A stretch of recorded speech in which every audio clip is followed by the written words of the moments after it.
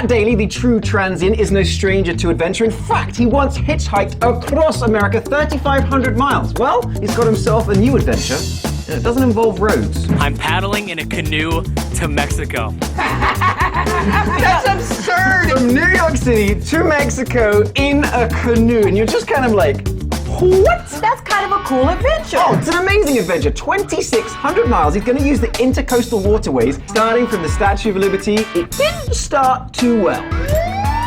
Already? Apparently, it's illegal to fly a drone almost anywhere. Yeah, they came up, they busted him for flying a drone. In fact, he dodged a $25,000 fine, which would have been absurd, by the way. This guy, Arturo, actually caught wind of this adventure on Instagram and decided to come along because this guy has a ton of experience in his sea kayak to help escort him out New York. Because let's be honest, that is some of the busiest water out there.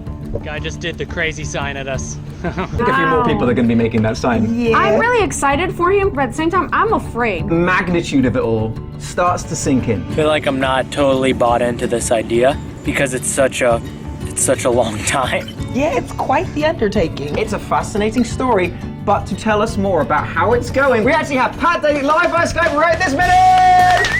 Where are you now? I'm in Deltaville, Virginia. And how many miles is that so far then? I think it's around 300 miles from New York City. How's it going?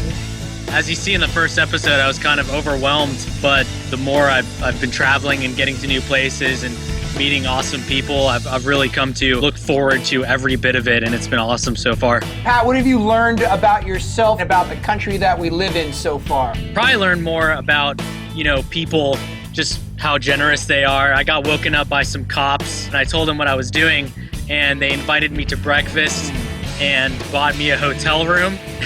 And then I ended up joining 25 cops for dinner. It was just me and 25 cops.